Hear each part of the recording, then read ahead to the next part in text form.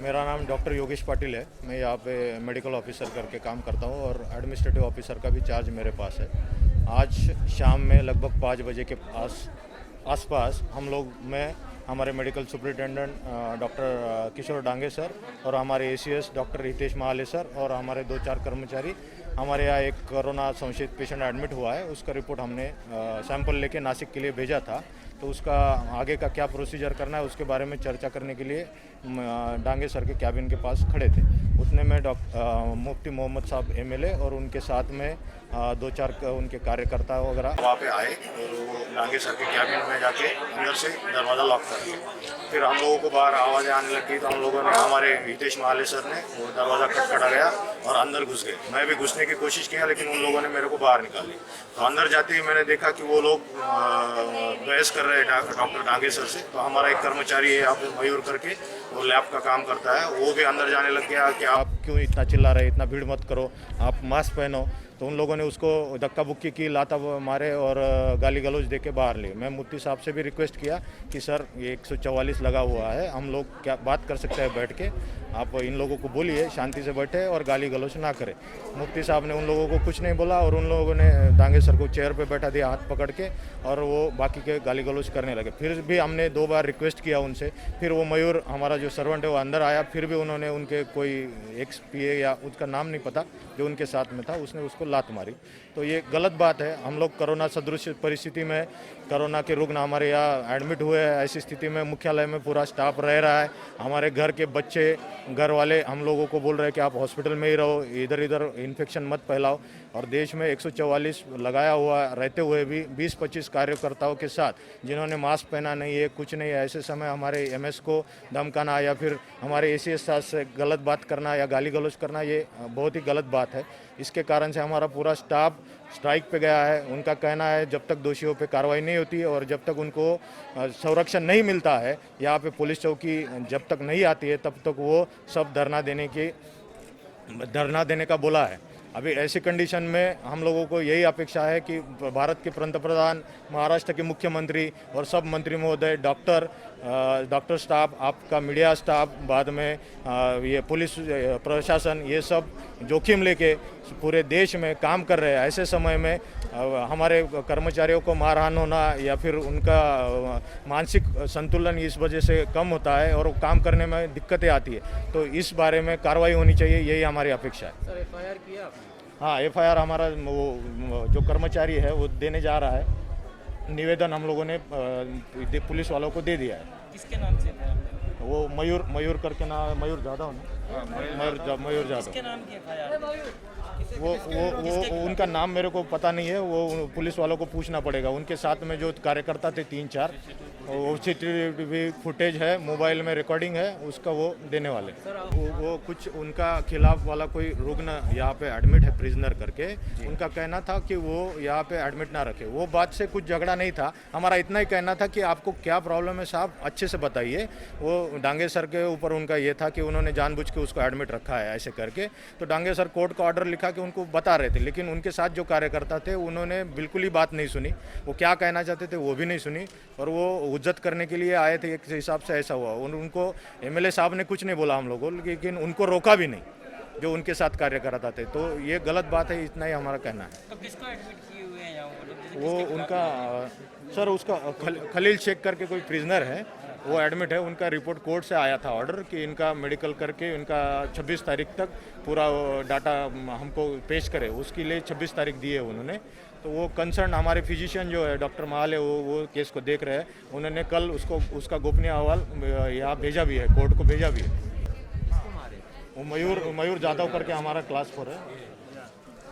मयूर भाई, हम आपसे जानना चाहेंगे, वीडियो एविडेंस में जैसा हमने देखा कि आमदार साहब और उनके कार्यकर्ताओं ने आपके ऊपर अटैक किया, आपको ऑफिस से बाहर निकाला गया, तो उसके पीछे वजह क्या थी? आपकी क्या गलती थी? आप वहाँ क्या कर रहे थे जिस पर आपके ऊपर आमदार साहब भड़के और आपको बाहर भेजा गया? मेरी कुछ गलती नहीं थी वहाँ पे। मैं खाली वहाँ पे अंदर जाके उनको इतनी ही रिक्वेस्ट की कि आप अच्छे से बात करके बैठ के सब समझा बुझा के मिटा लो। तो उन्होंने, उनके कार्यकर्ताओं ने मेरे को पकड़ा और मेरे पेट में 2-4 लात मारी और मेरे को डायरेक्ट कैबिन से बाहर हकल दिया। बोले तेरी कोई ज़रूरत नहीं अंदर आने की, जो बड़े लोग बात कर रहे हैं तू अंदर मत बोल, ऐसा बोल के मेरे को मारपीट करके बाहर कर दिया। मेरा नाम भाग्यश्री येवलेकर है।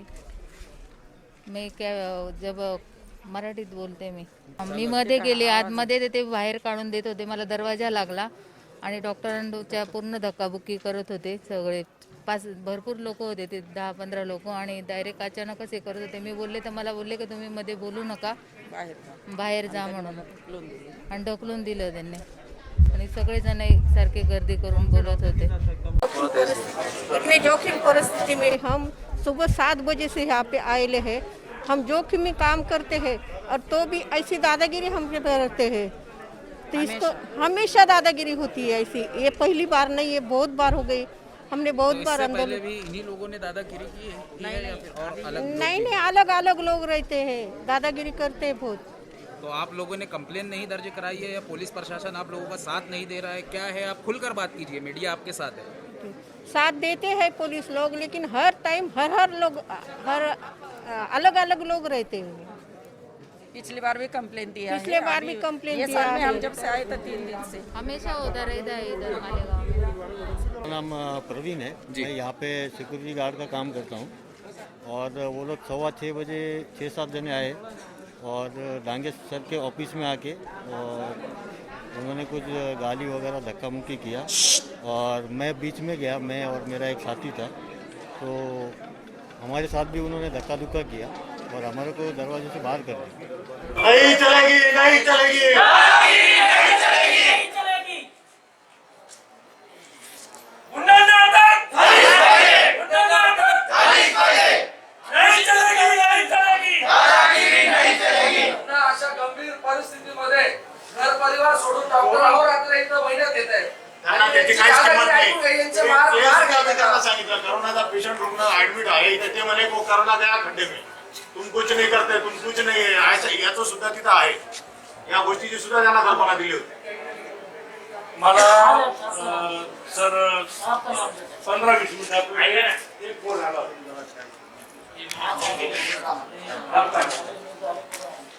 आणि अशाचा प्रकार घडला असं मला फोन करण्यात आलं. मग त्यावेळेला मी या विभागाची USP सन्माननीय रत्नाकर नवले साहेबांची मी मोबाईलवर त्यांच्याशी संपर्क साधला, आणि झालेली या परिसरामध्ये, या दवाखान्यामध्ये जी घटना आहे, त्या घटनेचं सविस्तर वृत्त मी त्यांच्या कानी टाकलं. त्यांनी मला सांगितलं की रामभाऊ, मला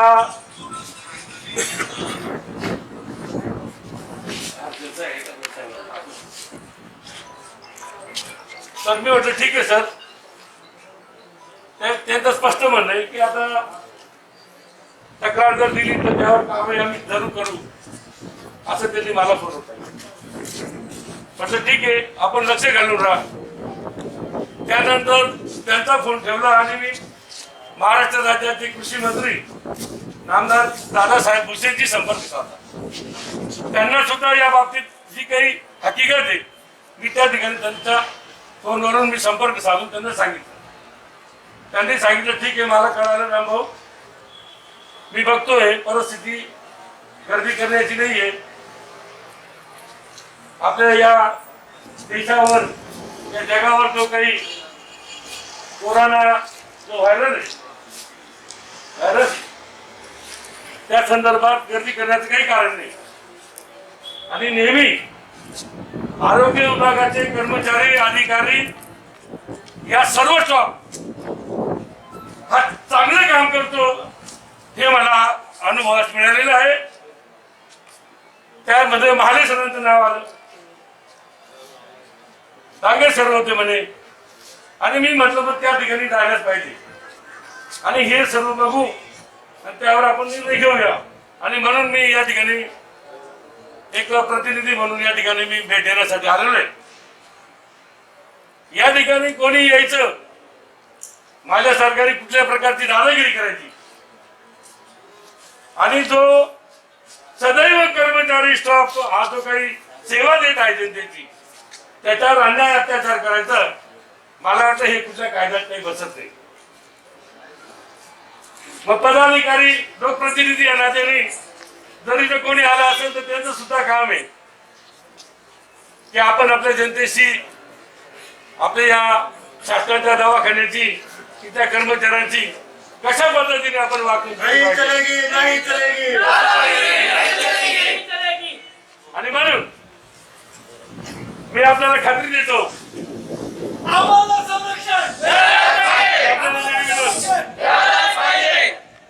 या ठिकाणी नाही मिळालंच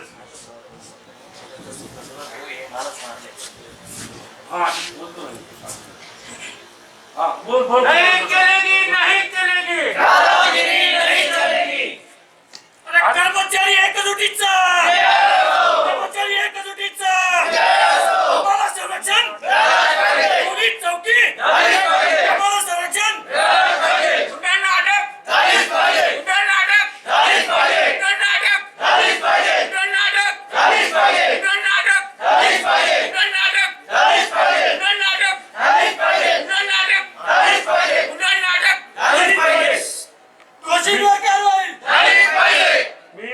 मी आपल्याला खरोखर आपण चांगलं काम केल्याबद्दल तरी मी आपल्याला या ठिकाणी धन्यवाद देतो.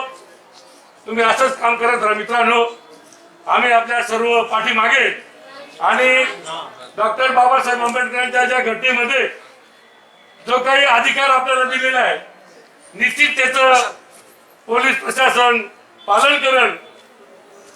आपण कोणीतरी बघितलं सर पोलिसांकडे जाऊन जर कंप्लेंट दिली तर पोलीस मित्र आहे ते सुद्धा आपल्याला सहकार्य करतील आणि योग्य ते कारवाई पोलीस डिपार्टमेंट घेईल याची मी आपल्याला शाश्वती देतो. आणि म्हणून शक्य झालं तितकं आपल्याला हे या ठिकाणी शांततेत घ्यावं लागणार आहे. आणि म्हणून या ठिकाणी काही भाषणबाजीचा किंवा नेतेगिरी करायचा हा प्रश्न नाहीये आणि ती नेतेगिरी आम्ही करत पण नाही. खरं काम करण्याचं असेल तर त्याच्या पाठीवर शाबासकीची थाप देणाऱ्यापैकी आम्ही आहोत. आणि शिवसेनेचे नाव होते मराठी माताच्या न्यायासाठी. म्हणून मी सांगतो की शांतता आपण हे नाही ते सगळं आता पोलिसांना देऊ आपण. एक मिनिट सर्व कर्मचाऱ्यांना विनंती गृहमंत्री स्वतः रस्त्यावर फिरून सांगतायत गर्दी करू नका. तुम्ही टीव्हीवर पाहताय त्याच्यावर पाहताय. आमदार लोक जर असं करत असतील तर मग कोणी बोलायचं. आपलं म्हणणं राष्ट्रीय हे नवीन दादा भाऊच्या कानावर टाका आणि जोपर्यंत हा प्रश्न एकही कर्मचाऱ्यांनी आपल्या ऑर्डर निघालेले आहे. भाऊ एक मिनिट